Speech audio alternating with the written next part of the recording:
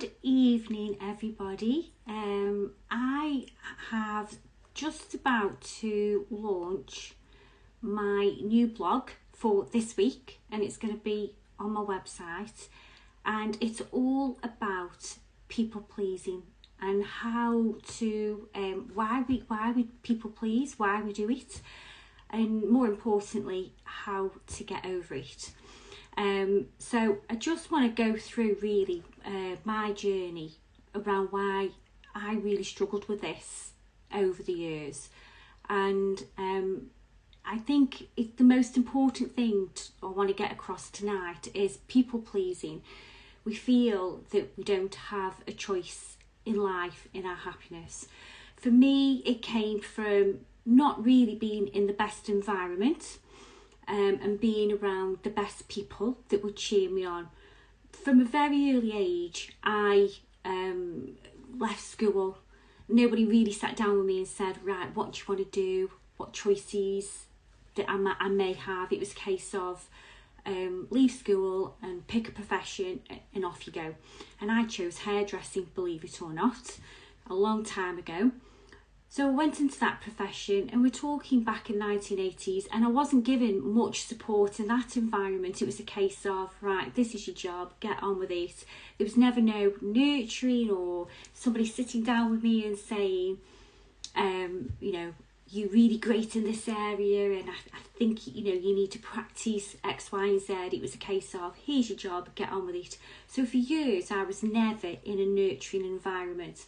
And so it knocks your confidence, and you become a people pleaser because you deprioritize what you want out of life, and you put everybody else's happiness before your own. Now, this shows up a lot in high performance coaching sessions that I have with my clients, and I hear the phrase, well, I feel selfish saying that I want to do something.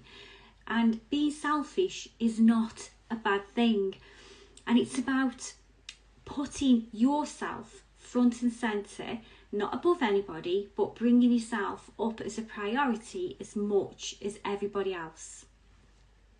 Now, this might show up for you, people pleasing at work. If you're a people pleaser at home, you're pretty much going to be a people pleaser at work also. So how does that show up at work? So for example, if you're in a meeting and people are coming up with great ideas, but you hold yourself back, you don't put your ideas forward, and then you feel frustrated after that meeting's finished because you wish you'd have given your ideas, you wish you'd contributed. So then you look for validation that, see, you're not very good because you had the opportunity to share something and you didn't. So it's a vicious circle. So when you become a people pleaser, it knocks your confidence because you're withdrawing away from life, from connecting, from being your true self. Other ways it can show up in your personal life is maybe if you're in a group of friends and they want to do something and you don't want to do it, you may go along with it because you don't want the conflict. That's people pleasing. You may have a holiday destination that you'd like to go, but everybody else in the family doesn't want to do it. You may be on holiday and you may be trying to please everybody and not actually sitting down and thinking, what do I want to do? So what people pleasing also does is it drains our energy because we're in constant conflict with what we want to do, but what we actually do. And it drains our mental energy. And for me, this happened for years until it came to a point I was miserable and I could not go on any longer. So how do you get over being a people pleaser? Well, in my blog, like I say, it's on my website, and I'm going to be posting the link on Instagram. I talk about how I got over becoming stop being a people pleaser. And the first thing I did was I reached out for help. I totally sign up to the personal development books, but there's only so many Instagram quotes and personal development books and YouTube videos that you can watch, and it can only take you so far. So when I reached out and got myself a coach and got into personal development, my life started to turn around and my happiness went through the roof. So thinking about how can you get support, how could you reach out to somebody, and what I want to get over tonight is we all have choices and we all have options. And I talk a lot in my blog about the fact that from a very early age I didn't realise I had options and choices. And I want to say to you guys tonight that you do have options and you do have choices. And it's okay to be selfish. It is absolutely fine to put yourself forward, because if you don't, nobody else will. So it's thinking about it. High performance coaching, what I do is I take my clients through 12 weeks.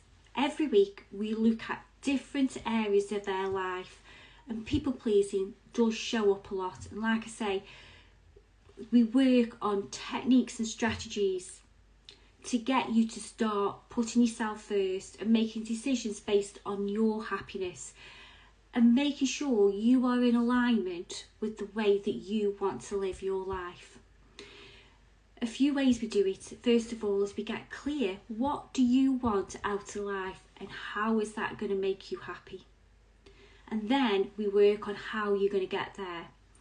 And one of the greatest techniques and concepts that I'll take you through is how to be your most courageous version of yourself. And the techniques I'll take you and share with you and how to do that absolutely provide you with brilliant breakthroughs, and you'll find that you'll progress in your career and in your personal life, because you'll start to see improvements instantly and you'll be like, oh my God, this is working.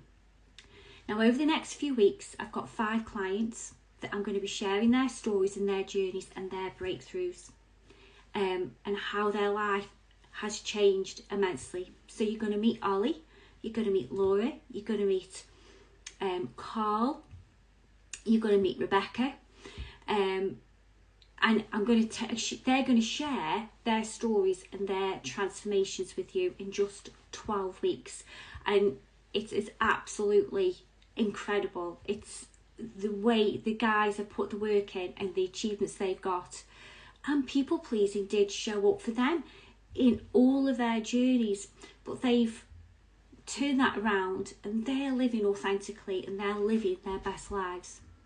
So think about, as you move into this week, what would your most courageous version of you do now? What would you like to achieve this week, and how are you going to do it? And I want you to imagine the most courageous version of you right by your side. Think of a time when you did take on a challenge or a task and how you overcame that, and bring in that memory and remind yourself that you are courageous. You can do these things, and it's just a case of focusing on that and not focusing on the things where you might that are draining you and knocking your confidence. So think of that time when you were courageous. Think about what you did to get through that situation, and then bring in that most courageous version of you. And finally, another technique is think about, what would that courageous version of you be saying to you as you move into this week and go for your goals? What would they be? What would that person be saying? Because actually you will have the answer. And I guarantee you, if you do one of those techniques or both of them, you're more likely to be courageous as you go into this week. You're more likely to achieve what you want to achieve. Life is short, so it's about just grasping it and pushing through and achieving and gain the happiness that you're looking for. So that's a little bit about my blog, a little bit about my clients that I'm going to be sharing with you over the next few weeks. Loads of brilliant transformations. I'll be posting the blog on Instagram and the link onto my website. And so I hope you don't do any people pleasing this week. I hope you're the most courageous version of yourself, and have an amazing week, guys. Take care.